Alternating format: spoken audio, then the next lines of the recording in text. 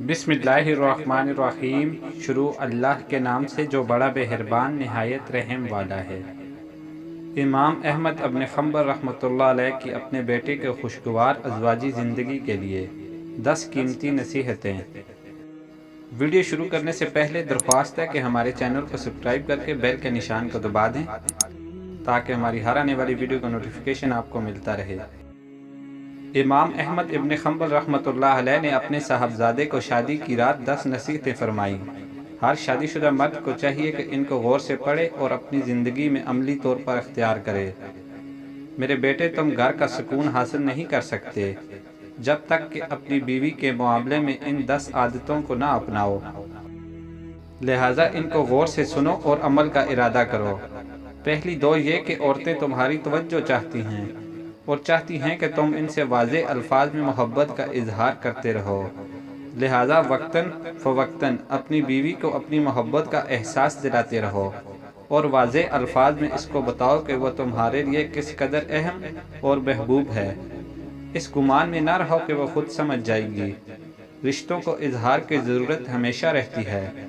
Number 3, औरतों को सख्त मिजाज और ज़रूरत से ज़्यादा मुख्तात मर्दों से कुफत होती है, लेकिन वो नर्म मिजाज मर्द की नरमी का बेजा फ़ायदा उठाना भी जानती है। लिहाजा इन दोनों सिफ़ात में एहतलाल से काम लेना ताकि घर में तवाज़ुन कायम रहे और तुम दोनों को ज़हनी सुकून हासिल हो।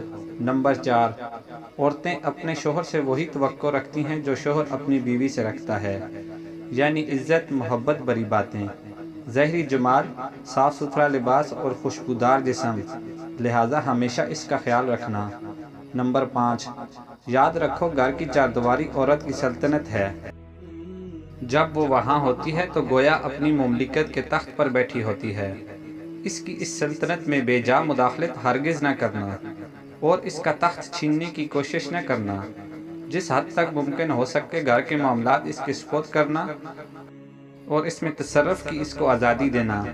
नंबर 6, हर बीवी अपने शोहर से मोहब्बत करना चाहती है, लेकिन याद रखो इसके माँ बाप, बहन भाई और दीगर घर वाले भी हैं जिनसे वो ताल्लुक़ नहीं हो सकती और ना ही इससे ऐसी तवक्को जायज़ है। लिहाजा कभी भी अपने और इसके घर वालों के दरमियान मुकाबले की सूरत पैदा ना होने देना, क्योंकि अगर इसने तुम्हारी खातिर अपने घर वालों को छोड़ भी दिया तब भी वो बेचैन रहेगी और ये बेचैनी बलाखिर तुम्हें इससे दूर कर देगी। नंबर 7, बिलाशुबा औरत टेढ़ी पसली से पैदा की गई है और इसी में इसका हुस्न भी है। ये हरगिज़ कोई नुक्स नहीं, वो ऐसे ही अच्छी लगती है जिस तरह बमें गुलाई में खूबसूरत मालूम होती हैं। लिहाजा इसके टेढ़ेपन से फ़ायदा उठाओ और इसके इस हुस्न से लुत्फ़ अंदोज़ हो। नंबर 8, शोहर की नाकदरी और नाशुक्री अक्सर औरतों की फितरत में होती है।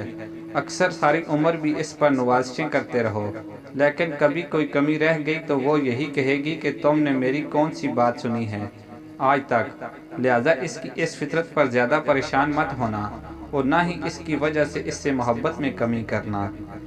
ये एक छोटा सा ऐब है इसके अंदर, लेकिन इसके मुकाबले में इसके अंदर बेशुमार खूबियाँ भी हैं। बस तुम इन पर नज़र रखना और अल्लाह की बंदी समझकर इससे मोहब्बत करते रहना और हकूक़ अदा करते रहना।